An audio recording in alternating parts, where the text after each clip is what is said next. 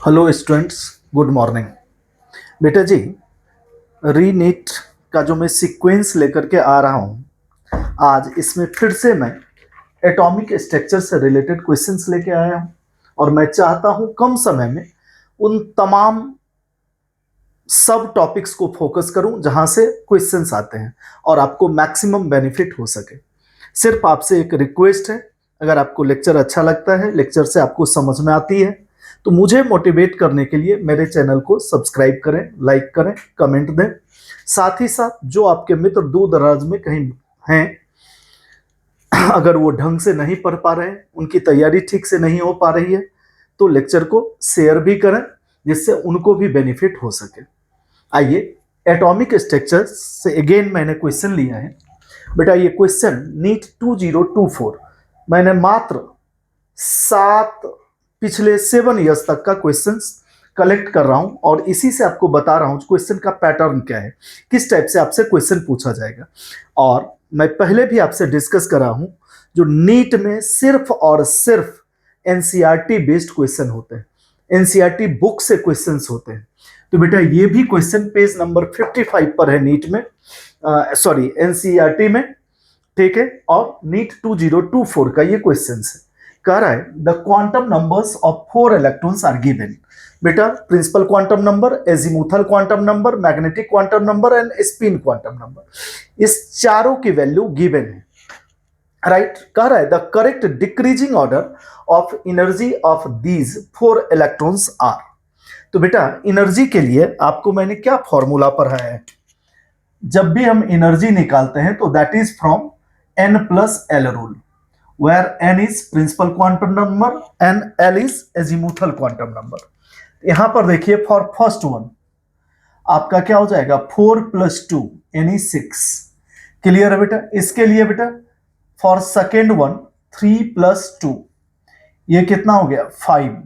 और ये third one, ये बेटा 4 + 1, ये भी कितना आ गया 5। और ये बेटा फोर्थ के लिए 3 + 1, ये कितना आ गया 4। अब देख बेटा, ये और ये तो क्लियर है, ये सबसे पहले यानी हाईएस्ट एनर्जी होगी और इसकी लोएस्ट होगी। लेकिन इस दोनों में देखिए इक्वल n+l की वैल्यू आ गई। जब बेटा इक्वल n+l की वैल्यू आ जाए तो जिसकी हाईएस्ट n वैल्यू होगी उसकी एनर्जी बेटा सबसे ज्यादा होगी, याद रखना।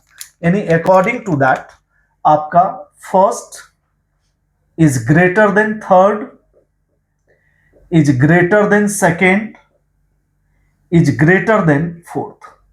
देखिए कहीं कोई डाउट है, मैंने क्या बोला आपको, जब n+l की वैल्यू इक्वल हो जाए तो देख रहे हैं electrons which has highest n value, ठीक है, उसकी एनर्जी क्या होगी, हाईएस्ट होगी। यानी फर्स्ट के बाद थर्ड, थर्ड के बाद सेकेंड, सेकेंड के बाद फोर्थ। देखिए किसमें है, फर्स्ट, फर्स्ट के बाद थर्ड, थर्ड के बाद सेकेंड, सेकेंड के बाद फोर्थ। यानी सी इज करेक्ट ऑप्शन। कहीं कोई डाउट हो यू कैन टेल मी। आपको मैं बता ही चुका हूं, जो आपके बिकेरी सर ऑनलाइन ऑफलाइन दोनों क्लासेस प्रोवाइड करते हैं। ये मेरा मोबाइल नंबर है, कभी भी आप इस पर कांटेक्ट कर सकते हैं।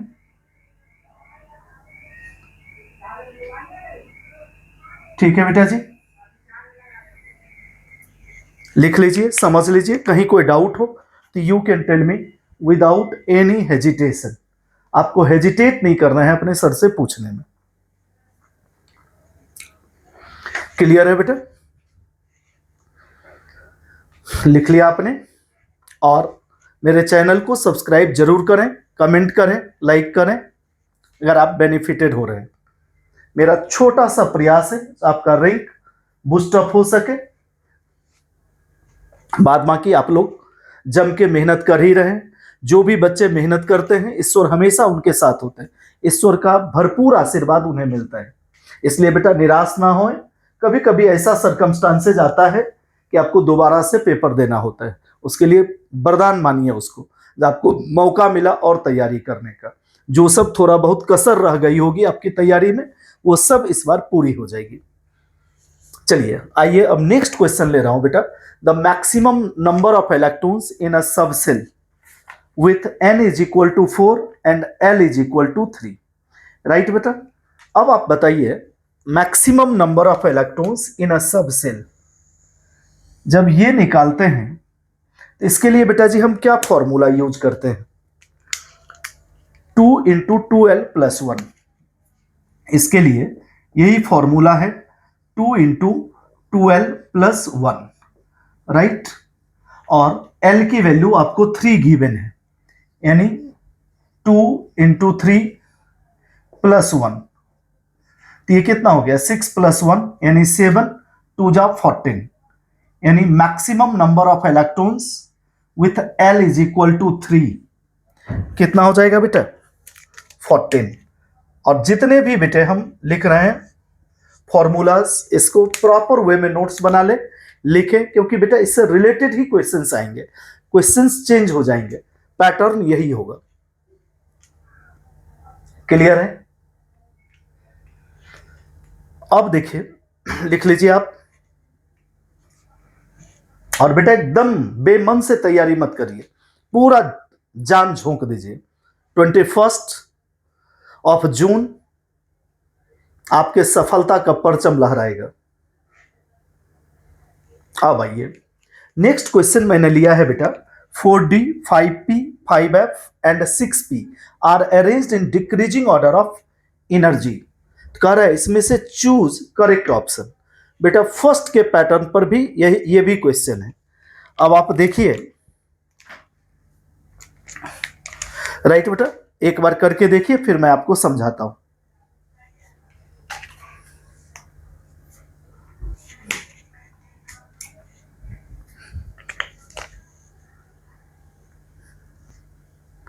बेटा जी 5F के लिए n प्लस l की वैल्यू क्या हो जाएगी 5 और l की वैल्यू 3, ये कितना हो गया बेटा 8। दूसरा है आपका 6P, तो ये कितना हो जाएगा 6 प्लस 1 यानी बेटा जी 7।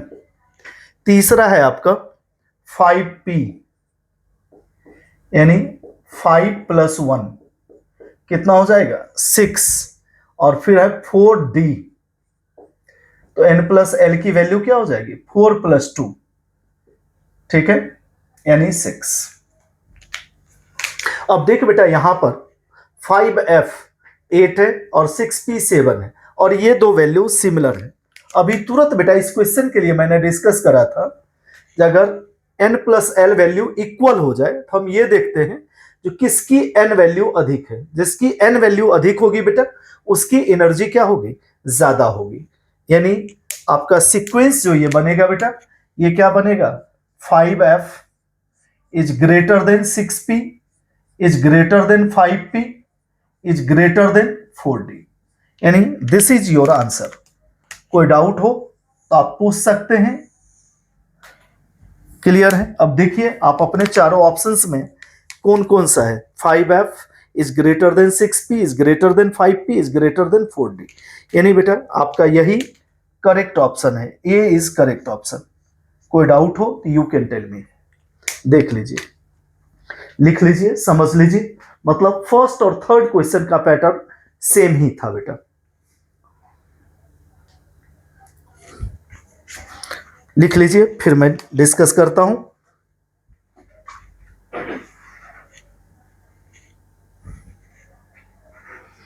लिख लिए? ओके बेटा जी, wishing you good luck and good night to all of you. मेरे चैनल को सब्सक्राइब जरूर करिए बेटे जी, क्योंकि इसी से मुझे मोटिवेशन मिलती है। ओके बाय बेटा।